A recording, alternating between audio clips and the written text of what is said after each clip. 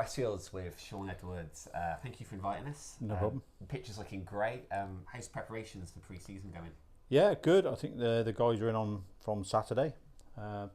Pitch and the facilities are first class. I mean, like I said, we're lucky to have a top groundsman and who's on the pitch most days really. And like I say, we're in June and the pitch is ready to play now. But although we've probably got another 7 or 8 weeks of growth, which to make it absolutely spot on. But yeah, we're ready to go. Going back in time a bit, you were an apprentice at Hereford United. Any memories of your time there with Ian Bowyer? Yeah, lots of memories with Ian Bowyer. Certainly the running side of it, you know, I can always remember that, and I can remember what a great coach he was.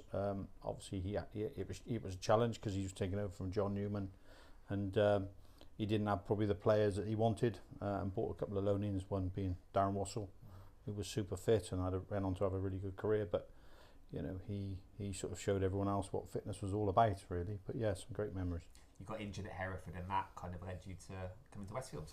It did, yeah. I got injured during my YTS, tore my cruciate ligament, had that repaired, and then came back and played. But at the time they were struggling financially, so took some time out and went to coach in America, and then came back and played for Westfields on the Saturday and scored, and then played for Hereford on the Monday at Cardiff and tore the artificial ligament that I'd repaired. So that was pretty much the end of my football career as such, and then just came down to a training session Westfields were holding one day and just said that you need any support and help, and Steve Emery at the time was manager and I just got involved that way.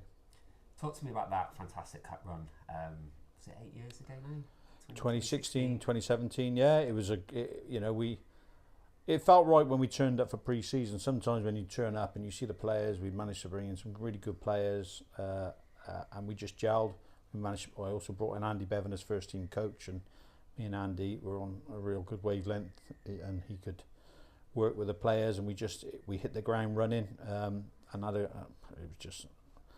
was just an exceptional time, really. When you beat Leiston in the fourth qualifying round, I was here for that game, and I was just really impressed with the determination. You just hung on in there, and you scored that. Was it 87th minute, Richard Greaves, and it was just a fantastic scene. It was, you know, and they were a really good side that day, and we had to work really hard. We had them watched 2 or 3 times leading up to that game, and we had a game plan. But you know, game plans for our level are a bit of luck as well, and we had a little bit of luck, but we had a bunch of determined players. You know, we took our chances, and it's really funny that day because we were sat in the dugout and we were just praying for a bit of rain to make the pitch a bit slicker, and then it suddenly rained, and within a few minutes, you know, we scored what was a ricochet really, but Richard Greaves got the second, and Phil Glover scored a good goal to put us 1-0 up. So yeah, great day. Speaking of Phil Glover, he was your manager last season, then he left midway through and Scott Russell came in. Was it just a season of kind of transition for you? Yeah, a lot of changes. I mean, Phil had been a great player for us, and then came in when I stepped away and was helping Andy Bevan, then took over from Andy Bevan when we came into the Atlantic League, and was unlucky that season. You know, when we were odds on to go up really, we were undefeated in the Atlantic League, and yeah, he'd done a really, really good job with the squad we had.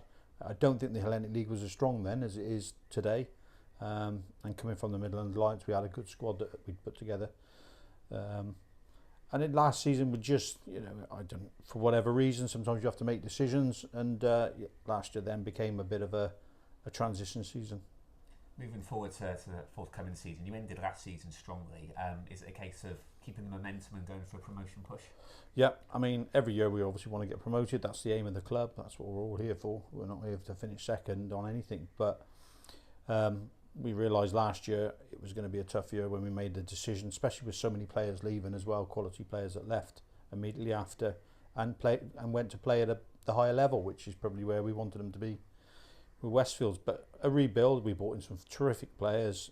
Nick Morgan came in to assist Scott Davis and Dan Chance, who Scott's obviously moved on now to Aston Villa in their academy up there. So, and Dan Chance has gone in the fire service, so their time's limited. So we needed to make another change this year. Robert, thank you, Sean. Thanks for your time. No problem. Thank you. For next season. Cheers. Thank you. Thank you.